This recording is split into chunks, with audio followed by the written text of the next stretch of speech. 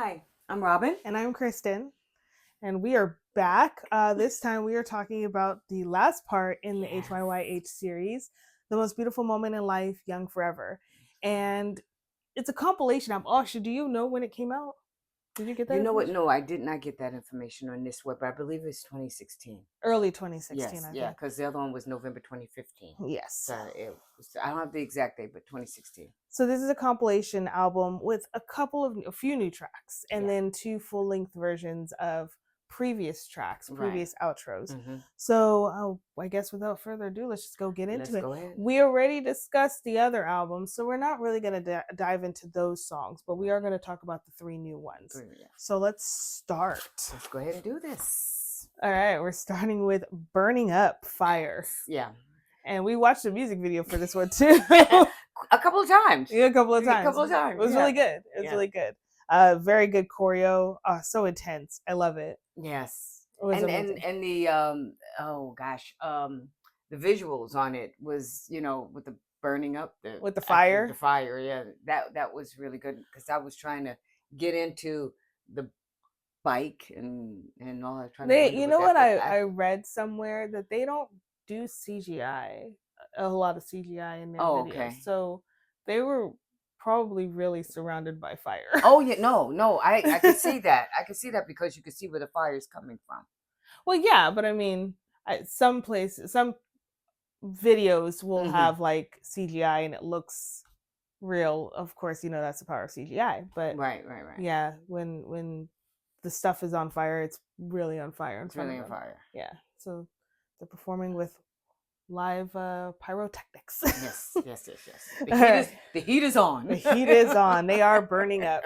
So going into the song, I put here at the top, it's a call to action song. Yes. And this, I think, would be our anthem. But I think it would be our anthem for all three, like combined. I don't know. Like I just feel like maybe the trilogy. Yeah. I mean, Dope was a really good one from the first one. Right. Did the second one really have Run? I guess, but I didn't feel it was so much an anthem to me. What do you think? I don't know because I agree with you with Dope. I felt it would Run. Like it could have been. Yeah. It could have been. I feel like it was like on the cusp of being an anthem. There was something that was missing. Maybe the oh gosh, I don't know, the blasting it in commute in rush hour traffic factor. Oh, yes. Oh, maybe that might have been missing. That is your measurement. Yeah, I think that might have been the thing that was missing. Like it's a good driving song, but not when you're in traffic and you're just like trying to. So it's not your rush hour traffic. Yeah. But this one is. This one was really good. I like this. This one is, and I agree with you with the move to action. I looked at it as an empowering and encouraging song.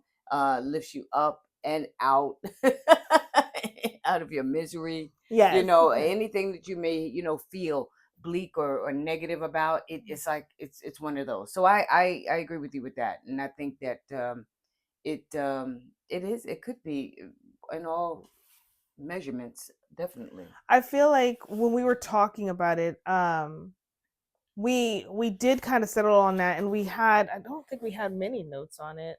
No, just that. But I ended up going back and listening to it and looking through the lyrics again, so I did add some more notes. Okay, well, to it. It's not like you haven't done it before. Anyway. So my first initial question while I was reading through the lyrics is this song a response to Bapse? Silver Spoon? Oh, the one from, because if you think about it, maybe this song is saying that it's foolish to live the way that the older generations want by their expectations. Instead, live how you choose to live fully and burn it up.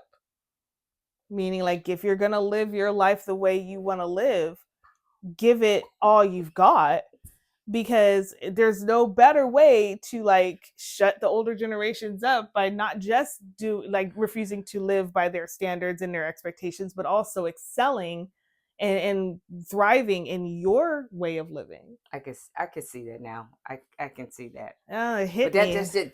just right? Like it was a moment where I was just like, is this a direct like response to it? Yeah. Or not so much a response, but like a continuation of it. It's like the part 2 of that. It's like, hey, this is kind of foolish living there by their expectations. But if you want to go a step further, burn up your way of living. Like give it the most, give it all you've got. You know what? The verse 2. That's what. Yeah. That's when I had to go back and look at it. I was like, wait. Right. So I think there is a tie-in. There is a tie-in. I would 100% agree. I don't think in any of the videos or the different sites that we saw when we were looking at the meaning behind the songs in the series, I don't think anything said that. No one tied it in. I don't think anybody made a correlation. So no. Either I discovered something or I'm completely wrong. I don't know. But either way, I'm going to say it with my full chest. There you go. Because I want to live the way I want to live. And so I'm going to do so fully. And I'm going to burn up this theory. You're going to burn it up. That's right. That's my theory. Good. That's good. I think that's a good tie-in. I think that's a good way to connect the dots. Yeah, ready. Yay me. Absolutely. Okay. And then I did want to go through just the chorus, only because I think we had talked about that one interview where they were asking the group what their favorite lines were. I knew you were and I put it here. I wrote it down. I knew you. The interview? So no, that is his favorite line. Oh, his favorite line. Yes, V had mentioned when they were doing an interview and your favorite lines, your favorite lyrics that felt the most impactful, and he with a straight face because he's a different kind of comedian. He is so funny, but he's just like accidentally funny. Yeah. Like his timing and his delivery is everything. But when he said it, the line set everything on fire, bow wow wow, with a straight face. But honestly, I feel like if you think about it, that is a very impactful line. It is. And so, like, yes, it was a funny moment, but if you really think about it, like, that is a really good line. Like, set everything on fire, bow, wow, wow. And there you have it. And there you have it. Yeah. I did have a note on the end because I was really confused as I was reading through the lyrics why the last line is "I'll forgive you," and I was wondering what that meant in correlation to the song. So I had some like unfiltered thoughts, some ramblings in my brain. Does it make sense? I don't know. You tell me. You tell me. Y'all tell me. Let us know. But for me, it felt like he was saying, give it everything you've got. As long as you're doing all this hard work for you, I'll forgive the mistakes that are made and anything that's damaged when you burn it up. Maybe. Okay. Now, I immediately thought about when you were talking about the connection between that and Silver Spoon. I was thinking that forgiving the older generation for trying to attempt to put that weight on them. Ooh. And okay. That's where I went. There's love there. We appreciate where you're coming from. But this is us, and this is what we're doing. So I'll forgive you for having these expectations. I'll forgive you. Yeah. Okay. Well, I don't know what else to add to that. Why don't you? Oh, okay. I was going to say, why don't y'all tell us? No, tell us. No, seriously, if you have other thoughts. Yeah, sugar, just tell us. Yeah. When you decide to make your presence known, just tell us. Yeah. Just let us know. Yeah. Actually, I think by the time this one airs, he probably will be released. The military. Yes, so hopefully, please, finish that. Hopefully, we will have seen him. Yeah. But as of the day of this recording, it's been crickets, and we miss him. Yeah. We miss him. Come home. Okay. Come back to us. Next song. The next new song on this album was "Save Me," and I'm gonna let you start off. Did you have any? You know what? I did, and it was short, but I'm trying to remember. I tagged something, and I'm trying to remember why I did because I didn't write it down. But I looked at this as a plea for help, a cry for someone to rescue from a difficult situation or inner turmoil, um, depression, despair, hopelessness. They can see the light at the end of the tunnel because RM begins to thank you in his verse. Oh yeah. Okay. So Oh, did that you? yeah. No. No. Yeah. No. Wait. Okay. It's a transition. The transition. Yeah. So Okay. it starts to Yeah. become a thank you All right. for saving me. Yes. Yes. So yeah, when we were going through this, we did talk about the depression and the loneliness, and then how the song does transition from the darkness to the light. Oh, excuse me. This song is just so beautifully written. It's a beautiful song. I love it, and I love the simplicity of the music video for it. Yes. It's just them on a cliff dancing and singing. Yeah. But if you think about it, which I'm just now thinking about it. You think about it for the fourth time. If you think about it, the fact that they are doing all of this on a cliff is kind of like that plea, because what happened? People associate cliffs with jumping off, and you jump off of a cliff when you're at your wit's end and you don't see a way out.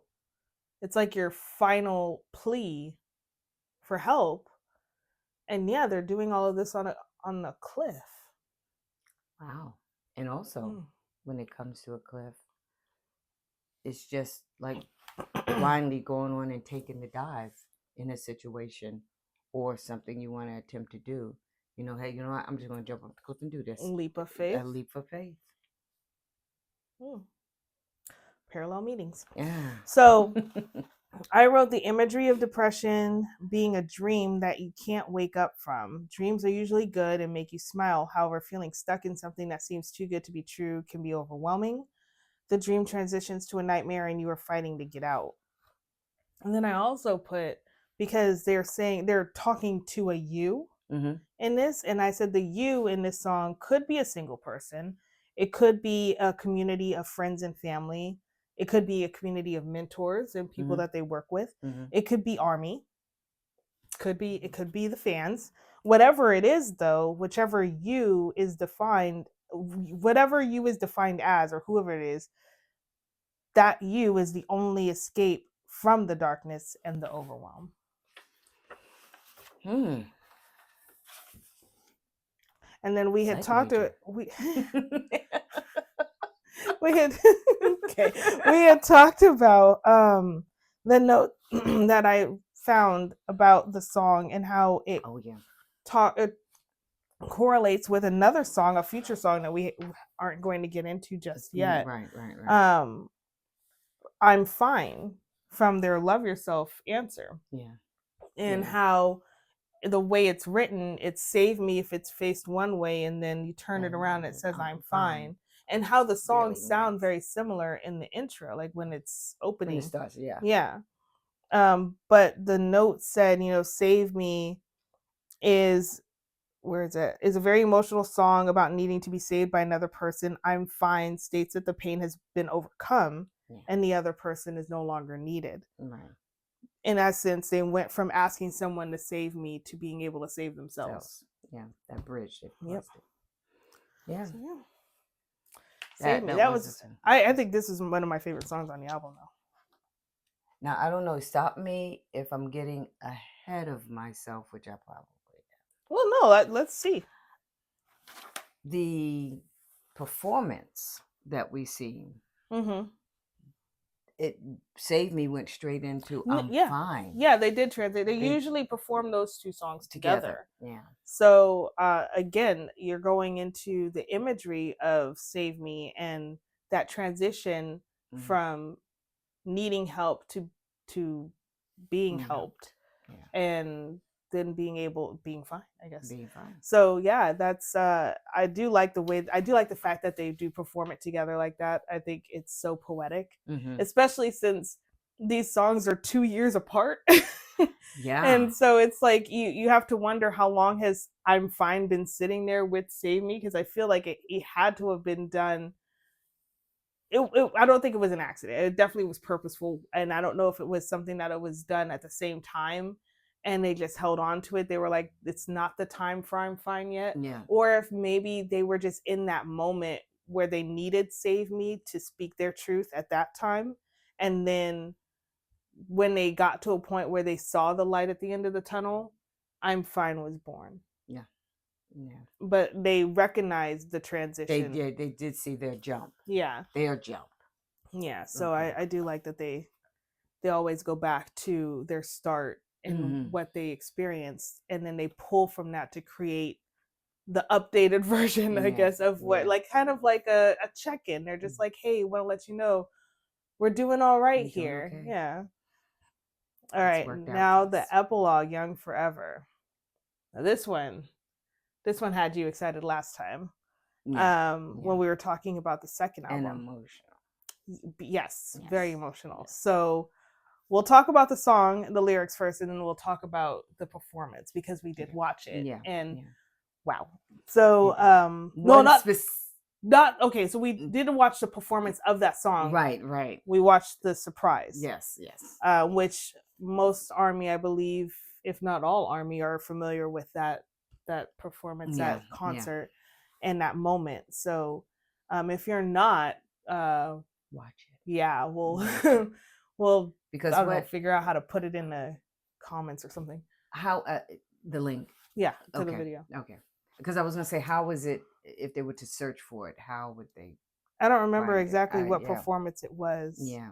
Oh no, I do. It was the last performance. It was day 2 of Wembley. It was day 2 of Wembley. Right. The last.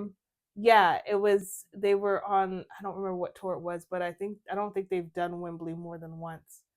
But yes, it was a surprise that was arranged by Big Hit and Army to sing this song to them, and they had no idea. They were ready to sing their last song of the set, and then, they got that surprise, and yes, it was very emotional. Yeah, it was. It was very beautiful. But yes, let's get into it. So, what did you rate it? I just said Anthem of Love. It is an anthem of love to Army, like a love, like the love letter, hip hop love letter. I think it was a love letter to Army. I think to Army and Army to BS. I think so. The song to me describes the coming down from the high of performing and realizing that you want to stay in the high. I'll go ahead and elaborate. Thank you so much. I was like, that is good. Well, okay, so if I break it down verse by verse, you start off with RM. The curtain falls and I'm out of breath. I get mixed feelings as I breathe out. Did I make any mistakes today? How did the audience seem? I'm happy with who I've become, that I can make someone scream with joy, still excited from the performance. He's in that moment where, like, he's still in that high, but he's starting to question, like, did I do okay? Was this a good performance? But it felt really good, and he's still feeling really good. Right. Then you go into Sugar's verse. I stand on an empty stage while holding on to an aftertaste that will not linger too long. While standing on the empty stage, I become afraid of this unpleasant emptiness. With my suffocating feelings on top of my life's line, without a reason, I forcibly act that I am fine. This isn't the first time. I better get used to it. I try to hide it, but I can't. When the heat of the show cools down, I leave the empty seats behind. Now, Sugar's describing the loneliness that comes. The lights are on, the seats are empty. He can see the vacant space. And it's facing the reality that moment is gone. Yeah. Did you have something to say? No, I'll say it afterwards. Okay, and then you go into J-Hope's verse. Trying to comfort myself, I tell myself the world can't be perfect. I start to let myself go. The thundering applause, I can't own it forever. I tell myself, so shameless, raise your voice higher. Even if the attention isn't forever, I'll keep singing. As today's me, I want eternity forever. I want to be young. And J-Hope is internalizing and expressing the feelings. In his verse, it's the realization that this is his reality, the ups and the downs, and it's all part of his dream. And he feels the most alive in his dream, and he wants to keep it going forever. Yes. Which keeps him feeling young. Yeah. So yeah, and then you go into the chorus. Forever we are young, under the flower petals raining down, I run, so lost in this maze. Forever we are young. Even when I fall and hurt myself, I endlessly run toward my dream. So that's reiterating J-Hope's verse. Right, yeah. So I think it's a transition from this is sad, I want it back. Or first, no, it's this is great. This was so great, but now it's starting to get sad because it's over. Yeah. But then I can keep it going. I can keep having these moments. I just got to keep chasing my dream. So that was what I took from it. But it sorry. No, go ahead. But it is one of those songs that it's meant to empower you to keep going. Yes. It's like it's like a time capsule, sort of. This moment, you're bottling it up, you're putting it in ground so it can never die. It can never grow old. And in essence, by living your life for that moment every time, you don't grow old. You stay young forever. You stay in that moment. What I don't quite remember if you and I were discussing this, and I think it was that the feeling is a feeling a lot of performers get because there's a new life to them when they're performing, and all those things come into play, and they're I can imagine they probably all have this sense of stepping back and realizing, okay, it's done, and all those feelings that were explained and mapped out through Sugar, RM, and J-Hope. And because I know that Michael had that feeling. Like Jackson, we're referring to Michael Jackson. Michael Jackson. We know him. We knew him personally, so obviously Michael just rolls out. It's just Mike. It's just Mike. Just Mike. But he felt that. I think It was in an interview, and he was asked, either what do you feel when you're on stage, or when do you feel most alive? And his responses was when he was on stage. Yeah. So it's a life of theirs that they capture in their when they're performing, that is just very powerful for them, because that feeling, you work hard, you put together these songs, and then you get out there and you perform it for the people that are going to appreciate it the most.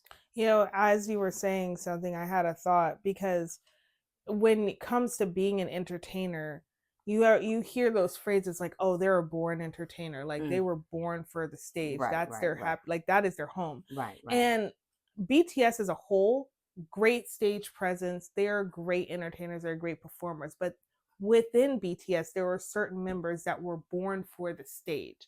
And if we're looking at the three rappers in this song, I think it makes so much sense that J-Hope made his verse about, like, he internalized that moment and then made it his dream, or kind of funneled it into his dream, because he, of the three rappers, I feel, is the one that's born for the stage. His stage presence, he glows when he's up there. And having seen him in person, now granted, I have not seen Suga. I missed the D-Day tour because I wasn't Army then. I didn't know. I'm sorry.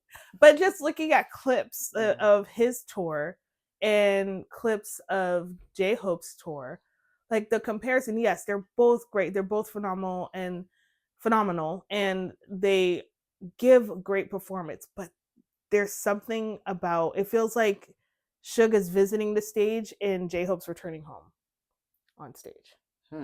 And I think that him writing his verse the way he did, it's a slight difference between this was a great experience to this was a moment in my life. This was a great moment in my life.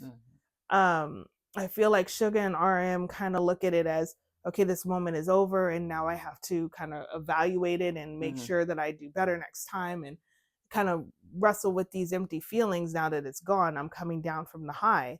And then J-Hope comes in and he's just like, yep, this was amazing. Got to keep working towards my dream. I want to do this again. Like, plan for next time what my life is going to be like when I get on the stage the next day. Yeah. That was just something I thought. I don't know. Again, could be wrong. No, I'm not a professional. no, but I'm not an expert.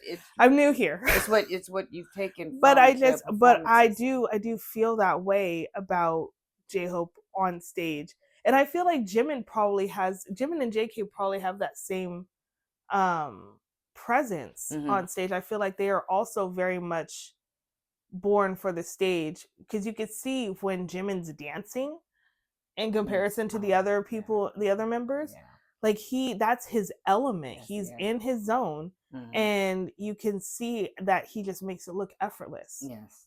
JK's vocals hit effortless. Like he just, I don't know. There's certain people that just have like that slight little extra oomph to their craft, and it's that born for it factor. Yeah. That's true. That's true. Did we have anything to say on this one, or just the that notes? It specifies, the second night at Wembley, yeah. Yeah. Yes. Yeah. Okay, and then we did have 2 more full-length songs, the outros, but I feel like we covered those in the first 2 episodes, the first 2 albums, so I don't think we really have to get too much into those. Yeah. And then the album had a couple of remixes of I Need You and Run. Right. Alternate versions. Which were entertaining to listen to. And Butterfly too. Did they have alternate versions for Butterfly? So. Yeah. Yeah. I like the original Butterfly. Yeah. I just keep with that one. But just stick with that one. Yeah. Okay. Yeah, so I guess that's it. For the most beautiful moment in life, Young Forever. Now the trilogy is done, and we are going to prepare for Wings. Yes. Ooh, but before we get to Wings, we do have some episodes of Run BTS to discuss in the next episode. So look out for that. And I guess. Do you want to? I'm sorry to cut you off, but real quickly, do you want to? No. Explain the. No. But we don't want people to think that that's a whole nother album. They know. Okay. I actually do have the date. It was May 2nd, 2016. Oh, okay. Yeah. Nice. So we just passed the 9th anniversary of this album. Yeah, we did. Nice. Good. Okay. Well, we're going to go ahead and wrap it up then. I guess we'll talk to you guys. Yeah, we'll see you guys next time. Bye.